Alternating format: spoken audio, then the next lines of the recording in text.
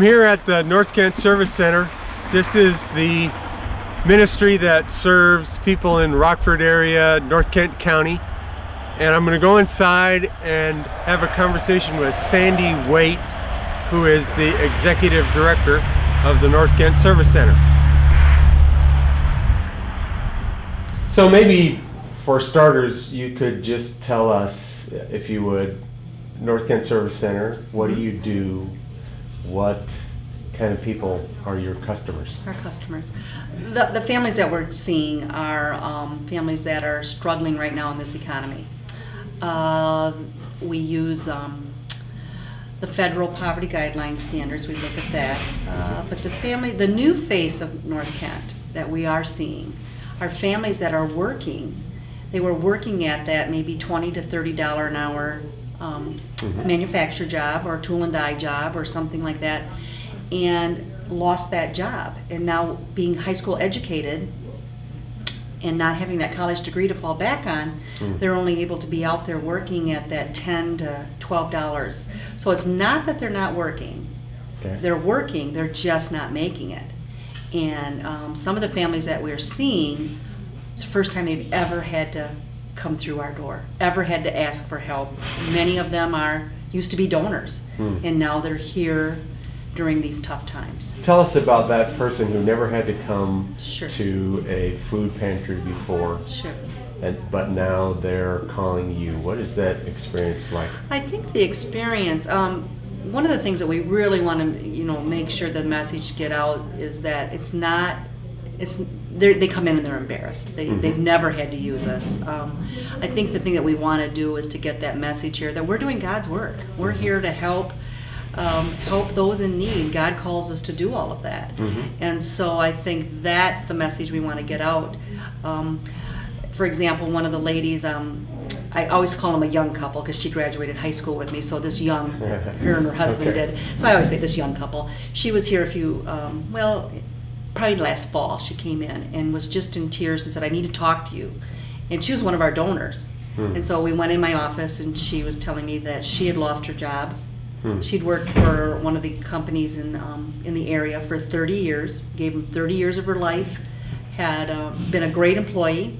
Her husband worked at Tool and Die 30 years, lost his job, so they're both now unemployed. Okay.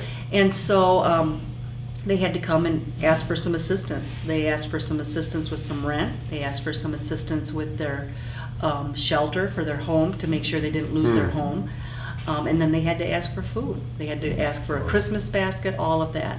And one of the things that I tell, by the time she left, she was, she had a lot of things to think about that time when she left. And what I said to her, I said, I guarantee you're not going to use us forever. And she thought about that and said, "You're right. I'm not going to use North Kent forever." Okay. And then one of the other things we talked a little bit about is when this is all said and done, they're back on their feet. We're going to get some phenomenal volunteers from this whole situation. Right. And I think the couples that we're seeing now that are coming in that are working families just not making it because of the economic times, I think when this is all said and done, we will get some, when they're done, back on their feet, things are going well again, we're going to get some phenomenal volunteers that are going to come back and help North Kent because we help them.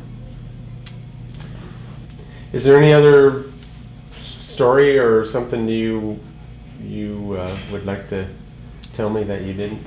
Yeah, we just have so many, I guess lots of stories of people coming in, and one of our clients that we had a few years ago, she now takes her vacation at Christmas time, so she can come and help and work in our Christmas store.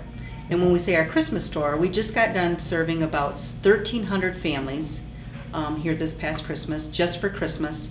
Every child, our store, we take everything out of our marketplace and put all brand new items out there for them. Okay. And this year, families got to choose socks and underwear, hats, mittens, gloves, scarves if we had them, books, stocking stuffers, a clothing article, a book, a family gift, and then we got the meal for them. So she would come and help with that because we helped her in the past. Yeah. And so that's one of her, we hear those stories all the time where people come in and say, that come in to donate Right. At this time of year. You helped me so much years ago, and then Yeah. they're here donating. So she now. maybe didn't have a job. Mhm. She was coming. Yeah. Now she's got a job. And now Her she's job giving has back some vacation time. Yes, and she's she- taking vacation and she time chooses to to- operate the to come here. Christmas Yeah, store that you have. yeah. That's a great story. So, and then even people stopping by to drop off that year-end donation. Mhm. You know, you helped me years ago. I want to make sure I can help Mm. others. So, Mm. it's really a blessing that, you know, that we're here, that we're able to help those, and then those that have moved out of the system come back and acknowledge how much we helped. Okay. Hey, great. It's a pleasure. Thanks for the conversation. You bet. Appreciate it. Thank you. In your small group time, here are a couple of questions for you to start out with.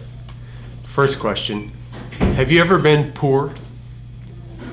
If you have been, what was that experience like?